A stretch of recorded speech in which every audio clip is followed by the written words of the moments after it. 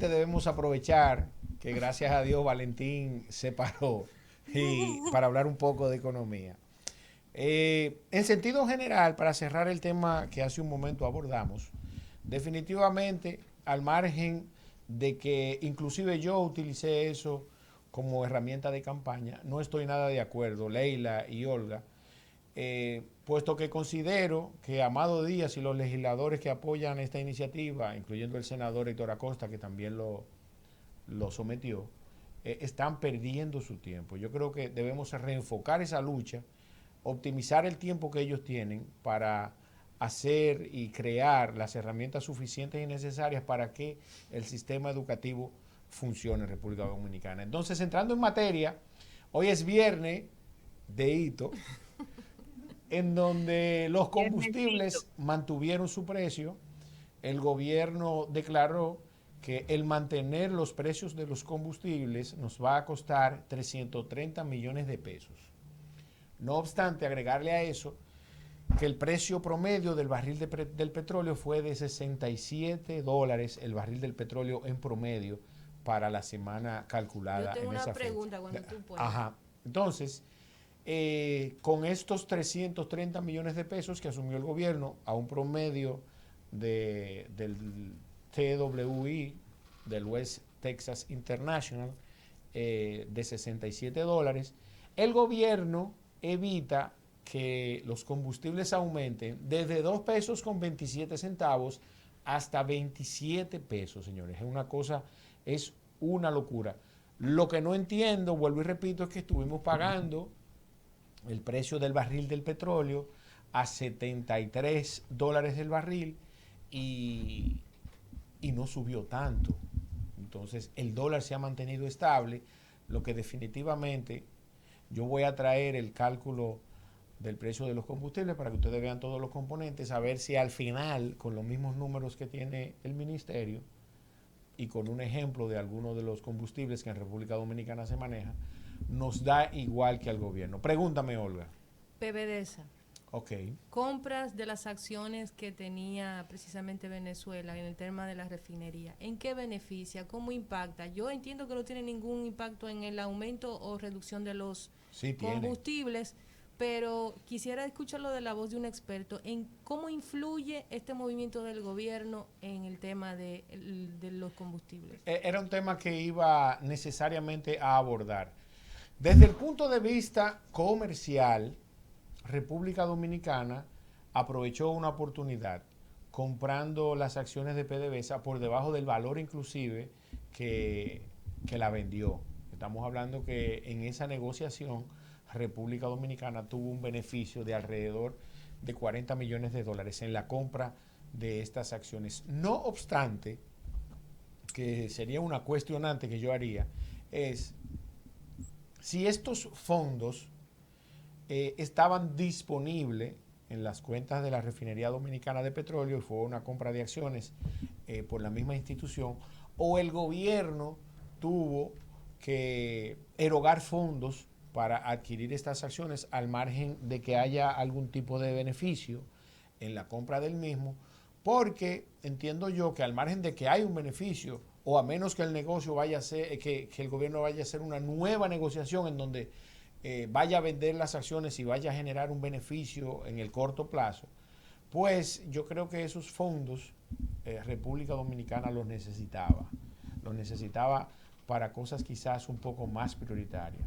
dependiendo de la fuente de donde se hayan obtenido esos recursos para comprar esas acciones. En caso específico, ya esto desde el punto de vista político y social.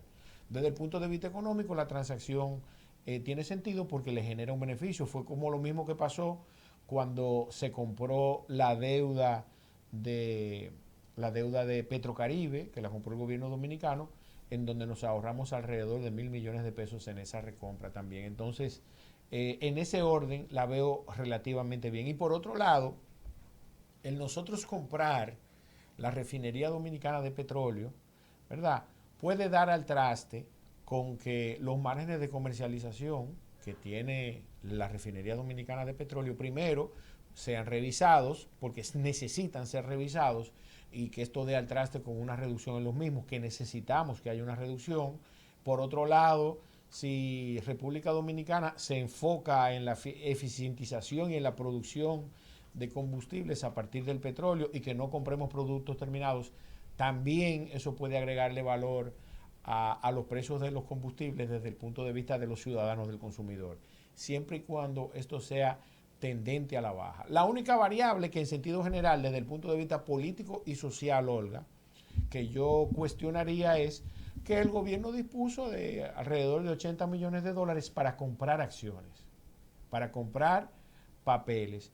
Papeles que en el corto plazo tenemos un país que tiene una situación y que no vamos a resolver nada con eso. Es como, por poner un ejemplo, que los ciudadanos entiendan, eso es como que usted tuvo que buscar un dinero prestado donde usted quiera, no para resolver el problema sanitario, ni para hacer obras de infraestructura que tengan un retorno, sino para comprar papeles comerciales que no le van a mejorar la salud a nadie, que no van a crear empleo ni generación de riqueza en lo inmediato y que puede ser relativamente cuestionable desde el punto de vista de dónde provienen los fondos que se están utilizando.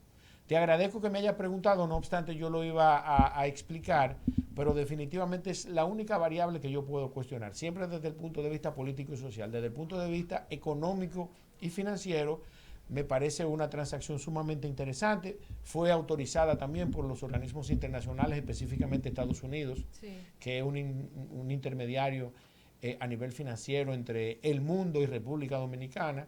Y definitivamente, salvo ese cuestionamiento, yo creo que Jochi Vicente y el gobierno se anotan un tanto relativamente positivo para que no me digan que yo nada más vengo a acabar con el gobierno. ¿No, Leila? Yo no dije nada. No, pero por si acaso, por si acaso. Pero es verdad.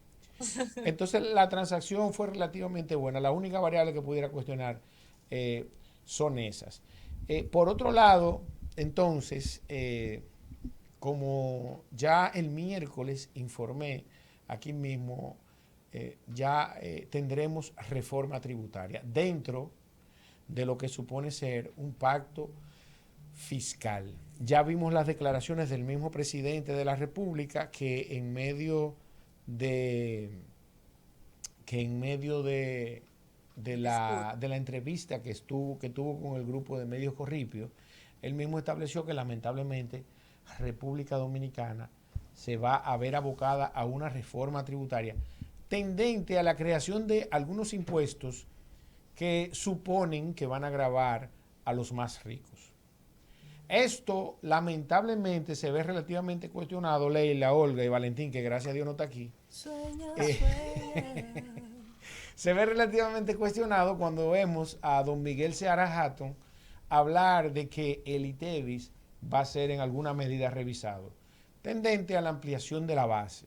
En cuanto a la ampliación de la base, definitivamente, si revisamos los servicios que en República Dominicana no están grabados con el ITEVIS, empezando por la educación y la salud, que entiendo que van a ser excluidos totalmente, los otros que quedarían serían los servicios funerarios, que entiendo que tampoco van a ser incluidos, entre otros servicios no menos importantes que definitivamente...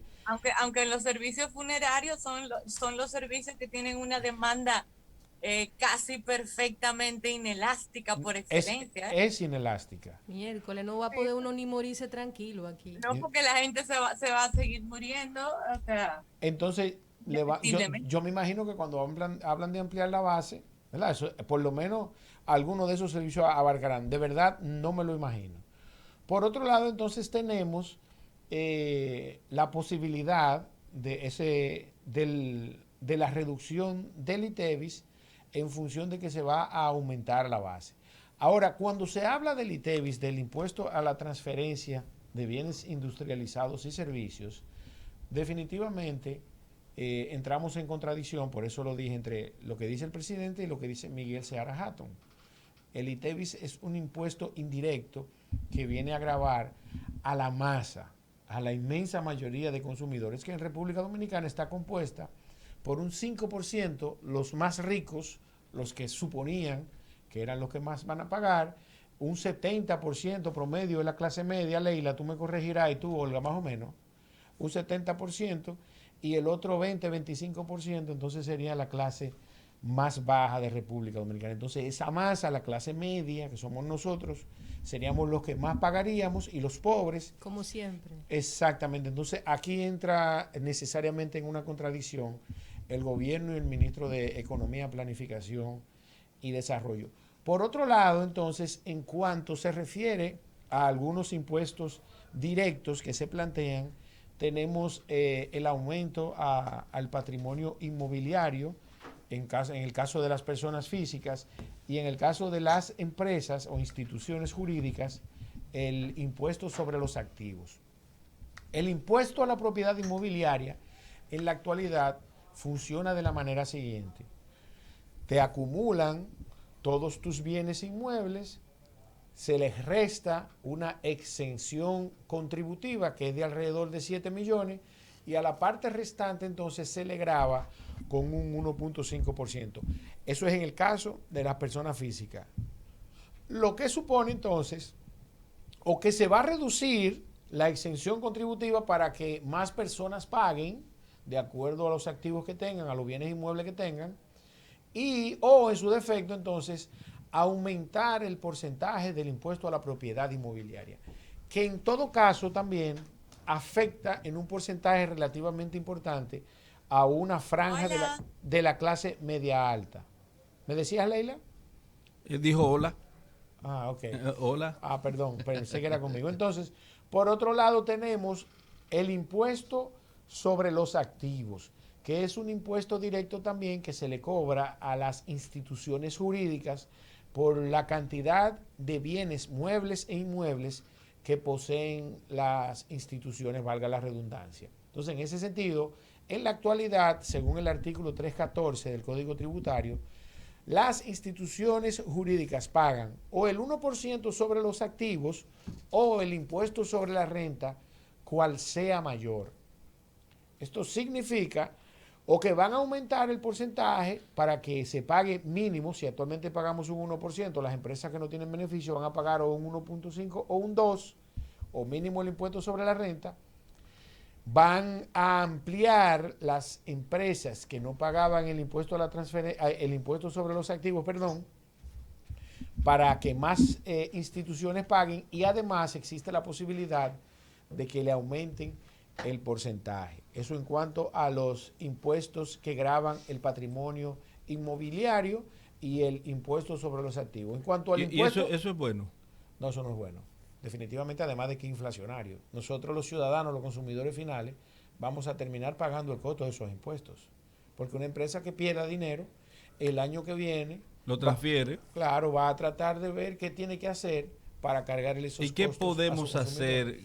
¿Cómo podemos nosotros obtener el mismo resultado sin afectarnos de la forma en que se plantea? Aquí entro yo profesionalmente a dar mi recomendación, pero déjame terminar en el caso del impuesto sobre la renta. Este tiempo es suyo, jefe. Sí, en el caso del impuesto sobre la renta, que en la reforma del año 2012, la ley 253-12, se aprobó un aumento del impuesto sobre la renta de un 29%, y este se fue desmontando hasta llegar al 27% que en la actualidad pagamos.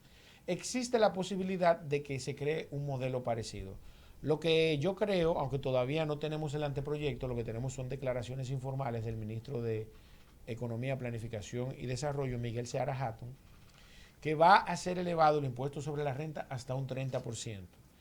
Y entonces existe la posibilidad de que en la medida que vayamos cubriendo ese déficit fiscal que tenemos y que vamos a tener para el año 2022, entonces en esa medida se irá desmontando, dando al traste con lo que pasó en la ley 253-12, que se desmontó de un 29 hasta un 27. Ya, se acabó el tiempo, señor. Como en la actualidad. No, olvida, aquí en el programa... Después la evasión fiscal actual. En República Dominicana la evasión fiscal ronda alrededor del 31%. Si se pudiera reducir la brecha de la evasión, ¿qué tal sería la reforma fiscal? No sería necesaria. De hecho, palabras de Luis Abinader, en República Dominicana cerca del 56% de los ciudadanos y empresas activamente realizando transacciones comerciales evaden el ITEVIS. O sea, que saben quiénes son. Tal vez no saben quiénes son de manera específica. Pero si no saben cómo saben. Que hay una economía informal que mueve, que representa un 56%, que yo creo que es donde va mi opinión profesional, que si se eficientiza la administración tributaria, en este caso la Dirección General de Impuestos Internos, República Dominicana no necesita una reforma. Yo quiero hacerte una pregunta, y justamente era esa, ¿cómo saben que no saben? En el sentido de que en algunas ocasiones, por ejemplo, para tratar el tema del narcotráfico o el microtráfico en los Estados Unidos, se hablaba de qué sé yo cuántos 1000 puntos de droga. Aquí también se habla de muchísimos 1000 puntos de droga en la República Dominicana.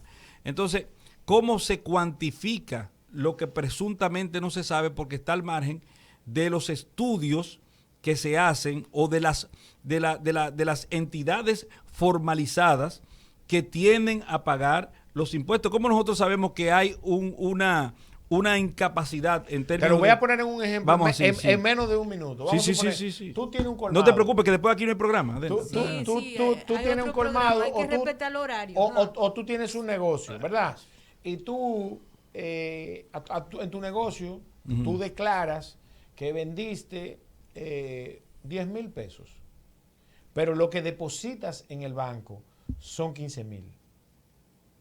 ¿Entendiste lo que te quiero decir? Entonces tú dices, pero ven acá, tú me dijiste 10 y me está entrando 15. Así mismo funciona la economía en sentido general. Se mide el Producto Interno Bruto, hay herramientas, ¿verdad?, que te dan al traste con esa sumatoria, pero cuando tú ves que las empresas que declararon impuestos sobre la renta y que declararon ingresos en República Dominicana fueron la mitad de lo que debieron haber sido en función del total del Producto Interno Bruto, entonces tú te das cuenta que hubo un nivel de evasión importante. Pero hay un registro mercantil que lo agarren por ahí. Lo que pasa es que también el mismo ciudadano, por los altos porcentajes que representa el ITEVIS, se ven atraídos para... La verdad que tú eres el que mejor explica la economía. Tú eres difícil de tratar, pero eres muy bueno en tu trabajo. Leila, es todo tuyo. Gracias, señores. Pasen un feliz fin de semana. No se mojen por ahí, que va a llover hoy, probablemente mañana también. Ustedes sigan escuchando la programación de Rumbo. El lunes, Rumbo de la tarde, a las 4 de la tarde de nuevo con ustedes. Mientras tanto, quédense con los poderosos y nosotros estaremos aquí de nuevo el lunes. Feliz resto de viernes. Donde surge la noticia, donde hay más variedad, la propuesta de las tardes.